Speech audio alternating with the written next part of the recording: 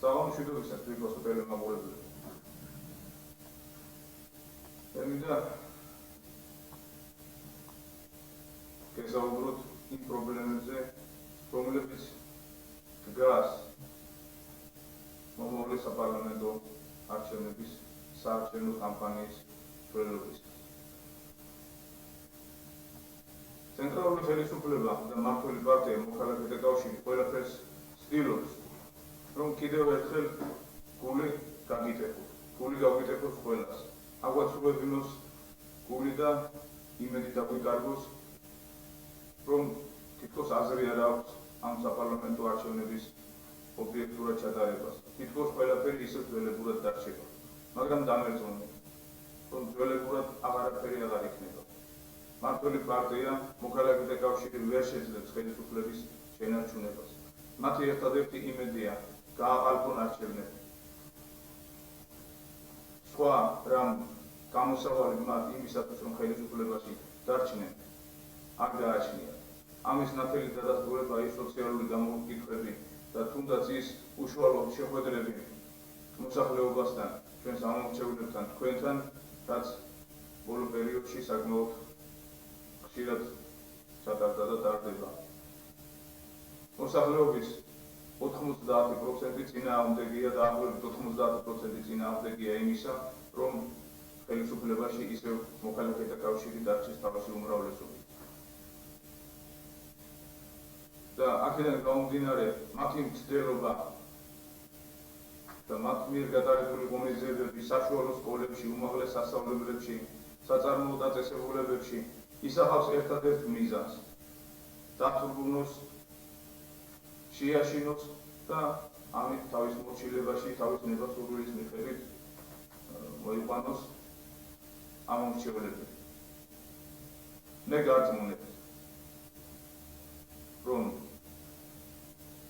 ასეთი შიში უსაფრთხოა ხელისუფლებას და მოქალაქეთა კავშირს თავად ეშინი. ისე არიან შეშინებულები, რომ ასეთ ღონისძიებებზე შეიძლება ითქვას ჯგუფ-ჯგუფად დადიან, თავიანთი ჩრდილების ეშინიათ. ისინი დარწმუნებულები არიან, რომ მოსახლეობა მათ მხარს არ დაუჭერს და ხმას არ მისცემს. ამიტომ მე მოგიტოდეთ და მე გარწმუნდით, რომ ჩვენ ყველაფერს გავაკეთებთ იმისათვის, რომ არჩევნები არ გაყარდეს. ამაში მე გარწმუნებით შარშან ადგილობრივი არჩევნების წინასაარჩევნო პერიოდში. გარწმუნებით და ჩვენ პირობად შევასრულეთ. ყველაფერი გავაკეთებთ იმისათვის, რომ ქალაქში არჩევნები არ გაყალბებულიყო და დავამარცხეთ მოქალაქეთა კავშირი. დაგვერწმუნეთ, რომ ჩვენ წელსაც შევძლებთ ისეთი გაერთიანებული ეროვნული ძალა, როგორიც არის სახალხო პარტია დიდგორი, წელსაც შევძლებთ უფრო დიდი ანგარიშით დავამარცხოთ მოქალაქეთა კავშირი და სხვა ოპოზიციურ პარტიებთან ერთად შევქმნით ისეთ პარლამენტს, ავირჩევთ ისეთ პარლამენტს და ისეთ დეპუტაციას, რომლებიც იზრუნებენ თქვენი სოციალური პრობლემების მოსაგვარებლად. ამ შემთხვევაში თქვენ ერთადერთი მოვალეობა გაგისრიათ და ძალიან გთხოვთ ამ იმედს ნუ გაგვიწვდეთ. არჩევნების დღეს არ დაივიწყოთ პასპორტი, ამ პირადობის მოწმობა, ან რაიმე სურათიანი პირადობის დამადასტურებელი დოკუმენტი და აუცილებლად მიდით საარჩევნო უბნებს. აუცილებლად გამოხატეთ თქვენი არჩევანი. ამ შემთხვევაში მოქალაქეთა კავშირს აღარ ექნება საშუალება იმისა, რომ უპატრონოდ დარჩენილი ბიულეტენები გამოიყენოს თავისი მიზნებისათვის. დანარჩენი ყველაფერი ჩვენ მოვანთით.